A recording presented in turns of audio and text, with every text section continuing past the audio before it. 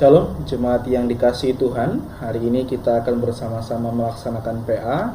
Saya akan membantu, membimbing, menerangkan beberapa bagian yang penting yang bisa menolong Bapak Ibu di rumah untuk melaksanakan PA mandiri. Bapak Ibu yang dikasihi Tuhan, hari ini kita memasuki pendalaman Alkitab atau pemahaman Alkitab yang pertama dalam bulan pendidikan dan kebangsaan Sinode GKSBS di tahun yang 2021.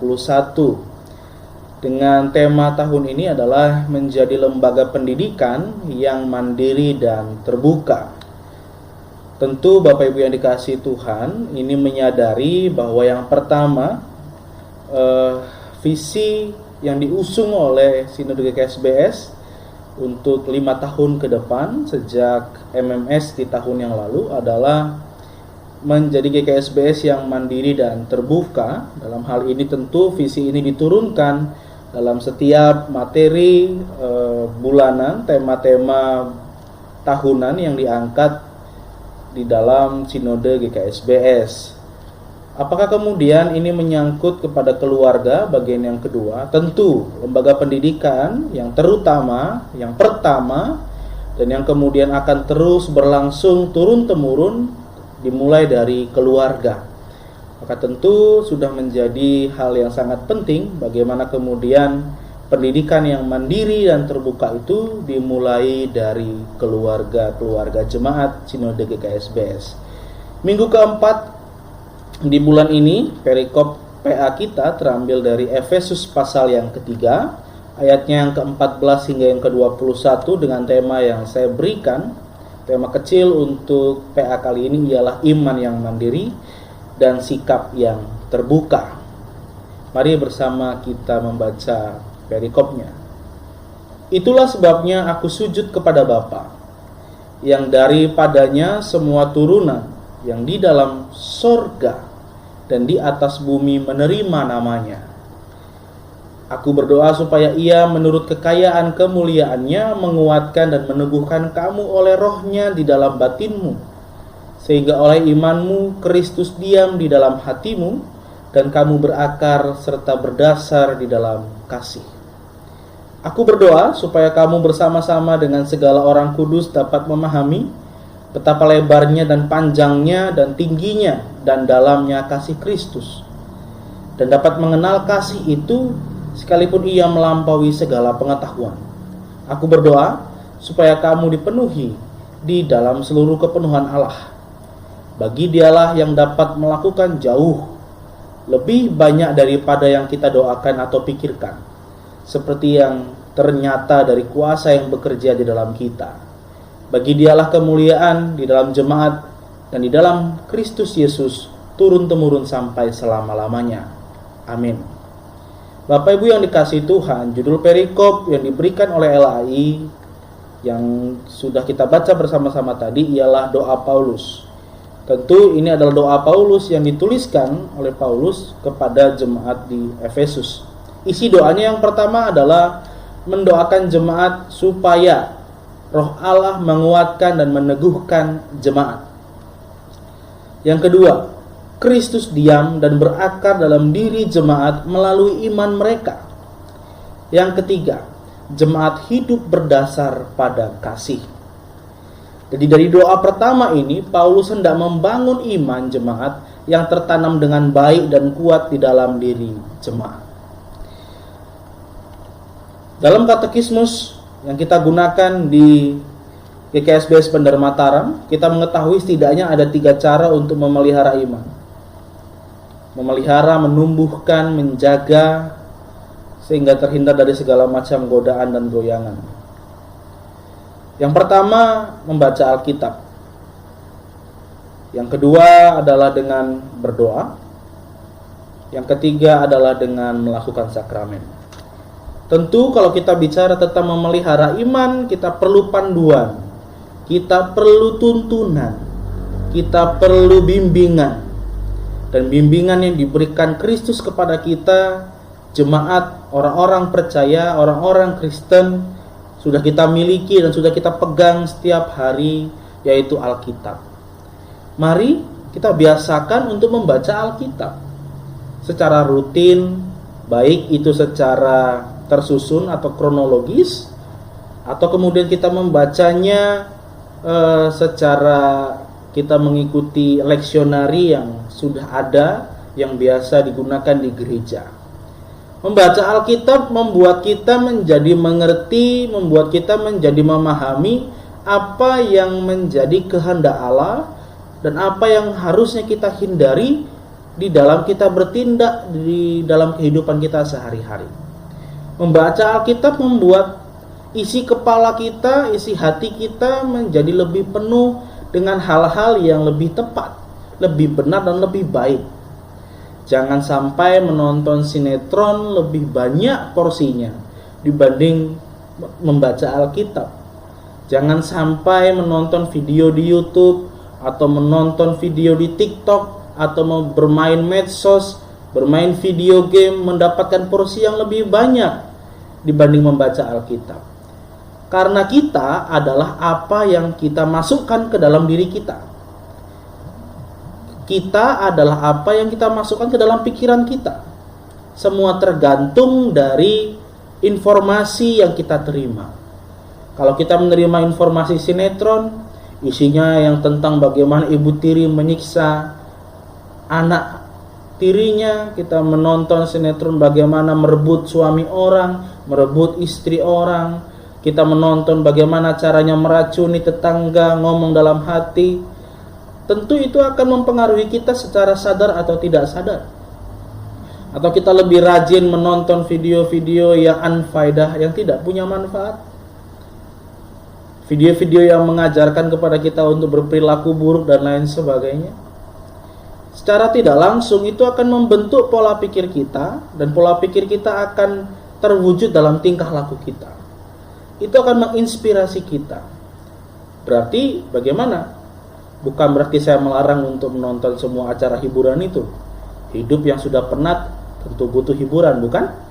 Tapi yang saya maksudkan adalah bagaimana kita, Bapak Ibu dan saya, bisa mengatur porsinya, apa yang masuk ke dalam pikiran kita. Jikalau terbiasa yang baik dan baik, itu akan mengatur juga kehidupan kita. Jikalau kita hendak melakukan sesuatu, kita melakukan yang baik dan baik. Membantu kita untuk terbiasa dengan membentuk nurani kita dengan hal-hal yang positif. Yang kedua, berdoa, Bapak Ibu. Bagi orang Kristen, kita sering sekali mendengar bahwa doa adalah nafas orang percaya. Kalau tidak berdoa berarti kita tidak bernafas, dan tidak bernafas makhluk itu akan mati. Kita akan mati. Tentu mati yang dimaksudkan di sini adalah keterpisahan antara kita dengan Allah karena putusnya komunikasi. Komunikasi itu penting. Tanpa komunikasi tidak ada hati yang berpaut. Bapak Ibu, suami dan istri bisa berjalan hingga hari ini beriringan bersama-sama, semua karena komunikasi. Demikian juga kita dengan Tuhan. Kita perlu komunikasi. Komunikasi yang baik teratur dengan Tuhan akan mengokohkan iman kita. Doa tidak hanya bicara soal meminta sesuatu. Doa bicara tentang mengucap syukur. Doa bicara tentang bagaimana kita bisa bercerita tentang apa yang terjadi dalam hidup kita bersama dengan Tuhan. Dan itu akan menguatkan hidup kita.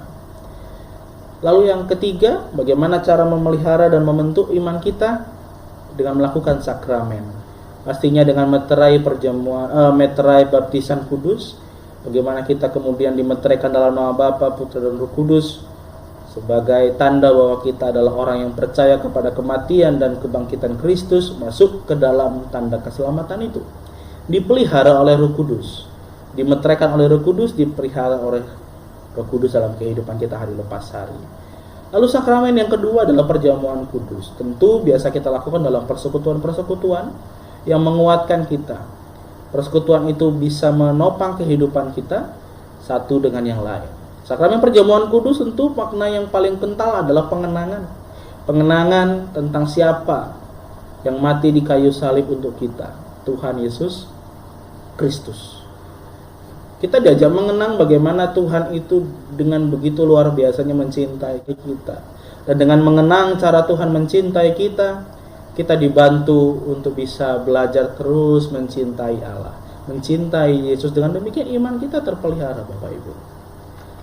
Berikutnya, Doa yang kedua, mendoakan jemaat supaya mereka memahami bahwa kasih Allah tidak terbatas lebarnya, tidak terbatas panjangnya, tingginya dan dalamnya. Apa maknanya? John Stott, seorang penginjil, mencoba memberikan sebuah penafsiran tentang ayat ini.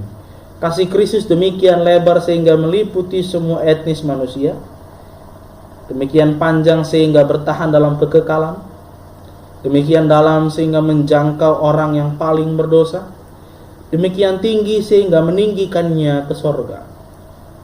Jadi yang pertama, demikian lebar sampai meliputi semua etnis manusia. Bapak Ibu yang dikasihi Tuhan, bahwa kasih Tuhan itu tidak hanya terkungkung atau terbatas dalam sebuah golongan, tidak terbatas dalam sebuah agama, lembaga yang dibangun oleh manusia, tidak terkungkung dalam sebuah ras, warna kulit, suku dan lain sebagainya. Kasih Kristus itu demikian lebar, tidak terbatas kepada engkau makhluk apa, apakah engkau manusia atau engkau seekor binatang, apakah engkau seekor binatang atau engkau adalah tumbuh-tumbuhan. Kasih Kristus berlaku bagi semua jelmaan, semua ciptaan yang diciptakan oleh Allah di dalam semesta ini. Demikian panjang sampai bertahan dalam kekekalan. Kasih itu bertahan sampai nanti Dia datang kedua kali dalam hari penghakiman terakhir. Demikian dalam sampai bisa menjangkau orang yang paling berdosa. Kita ingat Yesus ketika Ia berkarya dalam pelayanannya, Ia memelihara kehidupan orang-orang berdosa. Ia menolong setiap mereka yang dikucilkan di masyarakat, yang dihitung sebagai pelacur, dihitung sebagai pengkhianat, pemungut cukai, orang-orang berdosa. Semua dijangkau oleh kasih Kristus. Lalu kemudian kita bisa melihat demikian tinggi sehingga meninggikan semua orang ke surga. Berikutnya, doa itu juga, di doa yang kedua ini juga Paulus mendoakan supaya jemaat dipenuhi di dalam kepenuhan Allah. Apa makna dari kepenuhan Allah ini? Kepenuhan Allah, bagaimana kita diajak untuk bisa menjadi sempurna seperti Bapa di sorga yang adalah sempurna. Dalam Injil Matius pasal 5 ayat 48 dikatakan, karena itu haruslah kamu sempurna sama seperti Bapamu yang di sorga adalah sempurna. Perjuangan untuk menjadi sempurna itu yang menjadi penting, Bapak Ibu.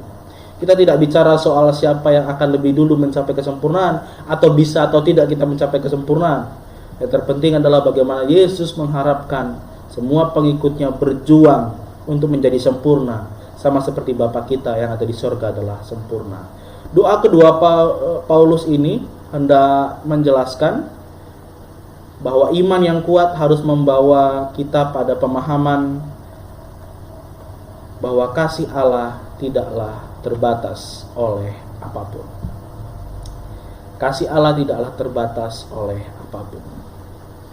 Tidak ada yang membatasi satupun hal apapun, entah itu etnis, sosial, strata sosial, keuangan, apapun itu, kasih Allah tidaklah terbatas. Jadi, dalam bulan pendidikan dan kebangsaan ini, mari kita kerjakan dan ajarkan kepada anak-anak kita. Kita mengerjakan dan kita mengajarkan, karena ini kan bulan pendidikan dan kebangsaan. Yang pertama, menanamkan iman kepada Kristus Yesus dan memeliharanya dengan sangat baik. 3 hal tadi, baca Alkitab, berdoa, sakramen. Lakukan dan ajarkan kepada anak-anak kita, supaya imannya bertumbuh dengan baik dan kuat dalam Kristus. Tapi iman yang bertumbuh dengan baik itu adalah untuk dirinya sendiri. Lalu kemudian poin kedua, iman itu membuka pemahaman bahwa kasih Allah itu tersedia untuk siapapun. Kita belajar untuk diri kita sendiri, lalu pemahaman iman itu dibuka untuk banyak orang. Sebab dia tidak terbatas. Lalu hindari sikap diskriminasi dan mencintai setiap makhluk dalam alam semesta. Ajari kepada anak-anak kita untuk berkawan dengan siapa saja, untuk bisa berteman dengan orang dari apapun agamanya, bagaimanapun kondisinya.